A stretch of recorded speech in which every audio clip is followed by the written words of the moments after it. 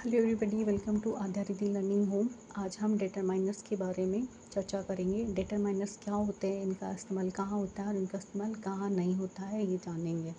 सबसे पहले डिटरमाइनर्स कहाँ यूज़ करते हैं हम? संज्ञा या संज्ञा समूह यानी नाउन या नाउन ग्रुप्स की पहचान करने के लिए, उसका अर्थ बताने के लिए या यह जानने के लिए कि संज्ञा एकवचन है या बहुवचन है या गणनीय है या अगणनीय है, यह जानने के लिए करते हैं। इसका प्रयोग कहाँ नहीं करना है? इसका प्रयोग सर्वनाम से पहले नहीं करना है। सर्वनाम के पहले डिटरमाइनर्स का प्रयोग नहीं होता है, क्योंकि सर्वनाम जो होते हैं वो संज्ञा के स्थान पे काम आते हैं, ना कि संज्ञा के साथ में। संज्ञा के साथ में सिर्फ विशेषण आ सकता है, सर्वनाम नहीं आता है।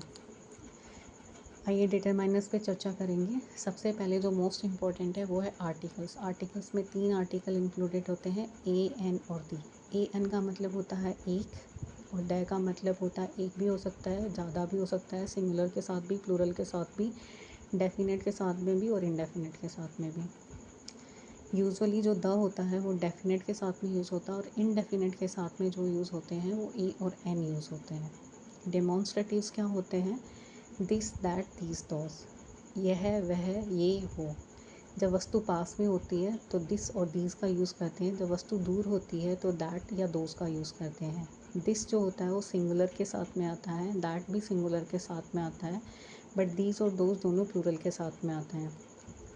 दिस इज़ अ बॉटल, जैसे अभी ये पेन है, ये मेरे पास में है, दिस इज़ अ पेन, ये पेन है। अगर यही पेन मुझसे दूर पड़ा होता तो मैं बोलती दैट इज़ अ पेन। अब अगर ये एक की जगह मेरे पास में 2 पेन हो तो ये हो जाएगा दीज आर पेन्स। ये दोनों पेन मेरे पास में हैं तो मैं ये बताऊंगी दीज आर पेन्स, और अगर यही पेन दूर हो जाएंगे तो मैं बोलूँगी दोज आर पेन्स। पजेसिव क्या होता है? पजेसिव का मतलब होता है कि किसी का हक बताना। माई मतलब मेरा, और मतलब हमारा, योर मतलब तुम्हारा, हिज उसका। लड़का होता है तो उसके लिए हिज यूज़ करते हैं, लड़की के लिए हर यूज़ करते हैं, और उनका के लिए या उनकी के लिए देयर यूज़ करते हैं। और इट्स होता है जब हम निर्जीव वस्तु या किसी जानवर की बात करते हैं, उसकी कोई वस्तु हो तो उसके लिए इट्स यूज़ करते हैं। मेरी किताब माई बुक, हमारी किताब आवर बुक, तुम्हारी किताब योर बुक, उस लड़के की किताब तो हिज बुक, उस लड़की की किताब हर बुक। उनकी किताब है यानी एक से ज़्यादा अगर व्यक्ति है, वस्तु है, तो उनके लिए हम देयर यूज़ करेंगे, their books, their place, their mummy, their papa. Its book, उसकी किताब। अगर मान लो मेरा कुत्ता है, कुत्ते की बात कर रही हूँ कि ये मेरी टॉमी की है, तो इट्स हिज बुक, या दिस बुक इज़ इट्स, यानी उसकी है। डिस्ट्रीब्यूटिव्स में क्या आता है? डिस्ट्रीब्यूटिव्स में हम इंडिकेट करते हैं कि प्रत्येक को जब डिनोट करते हैं, ईच और एवरी दोनों का मतलब एक के लिए आता है, और ईदर का और नीदर का मतलब 2 के लिए आता है। ईदर का मतलब होता है दोनों में से किसी ने किया है, और नीदर का मतलब होता है दोनों में से किसी ने भी नहीं किया। यानी जब सिलेक्शन करते हैं, 2 की बात कर रहे हैं तो ईदर यूज़ करेंगे, और जब 2 के लिए बात कर रहे हैं लेकिन नकारात्मक वे में बात करेंगे तो नीदर का यूज़ करेंगे। इसको नीदर या नाइदर बोल सकते हैं, ईदर या आइदर बोल सकते हैं, दोनों एक्सेप्टेबल फॉर्म्स हैं। जैसे या तो राम ने किया है या श्याम ने किया है, ईदर राम और श्याम हैज़ डन इट। इसमें वर्ब जो होती है वो जो बाद मतलब इसमें सिंगुलर वर्ब ही आएगी, क्योंकि दोनों में से एक व्यक्ति ने किया है, हम एक व्यक्ति की बात कर रहे हैं। लेकिन जैसे ही सब्जेक्ट प्लूरल हो जाता है तो उसमें हम सब्जेक्ट वर्ब एग्रीमेंट के हिसाब से वर्ब का यूज़ करेंगे। Neither Ram nor Shyam has done it, ना तो राम ने किया ना श्याम ने किया। जैसे कोई किताब खो गई, हमें शक है कि या तो राम ने चुराई है या श्याम ने चुराई है। ईदर राम और श्याम हैज़ स्टॉलन इट। अब हम बोलेंगे ना, ना तो राम ने चुराई है ना श्याम ने चुराई है। नीदर राम और nor Shyam has stolen it. Neither के साथ कॉम्बिनेशन जो है वो नॉर का रहेगा, NOR नॉर, और ईदर के साथ में जो कॉम्बिनेशन है वो और का रहेगा। कॉम्बिनेशन से रिलेटेड मिस्टेक भी ध्यान रखना, ये सेंटेंस करेक्शन में आ सकता है। डिस्ट्रीब्यूटिव्स हो गया आपका न्यूमरल्स। न्यूमरल्स मतलब जिससे हमें संख्या का पता लगे, यानी कितनी मात्रा है, कितनी संख्याएं, जैसे some, any, few, a few, the few, all, both, many, several, various, good many, a great many, many है, no, enough, more, fewer, another, other, a number of, a large number of, a lot of, lots of, plenty of, none of, one, two, first, second, many plus subject और object. अब बात करते हैं quantifiers की। Quantifiers जिनसे हमें quantity का पता लगता है, some, any, little, a little, the little, more, less, no, enough, a lot of, lots of, plenty of, a good deal of, a great deal of, much plus subject और object. अच्छा, दोनों में difference क्या है numerals और quantifiers में? जिसे हमें संख्या का पता लगे वो न्यूमरल्स हैं और जिसे हमें मात्रा का पता लगे वो क्वांटिफायर्स हैं। अब आप ये बताओ, अगर मैं किताब की बात करूँ तो न्यूमरल्स यूज़ करोगे या क्वांटिफायर्स यूज़ करोगे? बुक जो है वो काउंटेबल हम गिन सकते हैं, 1 किताब 2 किताब, इसी तरह से गिलास को गिन सकते हैं, 1 गिलास 2 गिलास, तो हम न्यूमरल्स यूज़ करेंगे।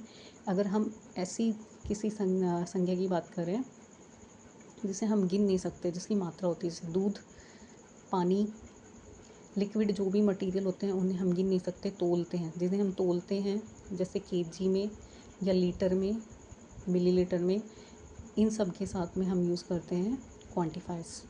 अब आते हैं इंटरोगेटिव पे। इंटरोगेटिव का मतलब होता है प्रश्नवाचक। इसमें 2 शब्द हैं, व्हाट और व्हिच। ये दोनों ही डिटरमाइनर्स के जैसे यूज़ होते हैं। फिर आता है रिलेटिव्स, जिससे हमें रिलेशन पता लगता है, विच, व्हाट, व्हाटएवर, व्हिचएवर। जैसे विच मानी कौन सी, और जब ये कनेक्ट होकर आती है तो उसका मतलब होता है जो। देन एक्सक्लेमेटरी, जिससे हमें विस्मय का या आश्चर्य का पता लगे, यानी जो हमारी स्ट्रॉन्ग फीलिंग्स को दिखाता है, गुस्से की या खुशी की या दुख की या फिर सैड होने की या जैसे इमोशनल होने की। तो ये सारी जितनी भी फीलिंग्स है वो ज़्यादातर व्हाट से पता लगते हैं, या फिर एक हाउ भी वर्ड होता है, हाउ से भी इस तरह के सेंटेंसेस का पता लगता है। देन आता है इंटेंसीफाइंग और एम्फेसाइजिंग। इंटेंसीफाइंग और एम्फेसाइजिंग का मतलब ये होता है जिसका आप जोर देते हो। जैसे ओन माने मेरा, this is my own book, ये मेरी अपनी किताब है। This is the same boy I am looking for, ये वही लड़का है जिसे मैं ढूंढ रही हूँ। The same boy, the same book that I am searching for, जिसे मैं खोज रही हूँ। This is the very book, ये वही किताब है that I wanted to read, जिसे मैं पढ़ना चाहती हूँ। This is the very book that I wanted to read. Then limiters और लिमिटिंग, जिससे हमें लिमिट का पता लगे। जैसे असर्टेन यानी निश्चित, पर्टिकुलर यानी जो, ये भी निश्चित के लिए आता है कि this is a particular book, this is a particular glass. Then इनका प्रयोग कैसे होगा? असर्टेन और ए पर्टिकुलर के बाद में नाउन का यूज़ होगा, द ओनली या फिर the main, the same plus noun. तो इनका जो ये कॉम्बिनेशन है आपको ये ध्यान में रखना है, जब सेंटेंस करेक्शन आएगा तो इनके कॉम्बिनेशन से रिलेटेड मिस्टेक्स भी आते हैं। अब एक बार बात करते हैं हम आर्टिकल्स की। आर्टिकल में ए और एन जो है दोनों का ही मतलब एक होता है, लेकिन दोनों में फ़र्क होता है साउंड के बेसिस पे। कॉन्सोनेंट एंड वोवल साउंड, जहाँ पे कॉन्सोनेंट साउंड है वहाँ ए यूज़ करोगे, और जो वोवल साउंड है उसमें एन यूज़ करोगे। और जो द है उसमें कोई साउंड का लेना देना नहीं है, उसे यूज़ करने के लिए कुछ सर्टेन रूल्स होते हैं। अगर सेम नाउन रिपीट हो रही है तो हम द यूज़ करेंगे, कोई चीज़ पर्टिकुलर है, यूनिक है, तो उसके लिए द यूज़ करेंगे। जैसे the sun, the moon, the star, जितनी भी चीज़ें यूनिक है जो अपने आप में सिंगल है उनके साथ हम द यूज़ करते हैं।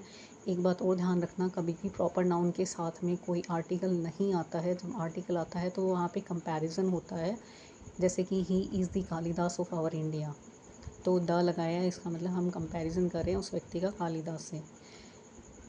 ये एक शॉर्ट ब्रीफ वीडियो था। हम एक एक टॉपिक को नेक्स्ट वीडियोस में कवर करेंगे। Thank you for watching.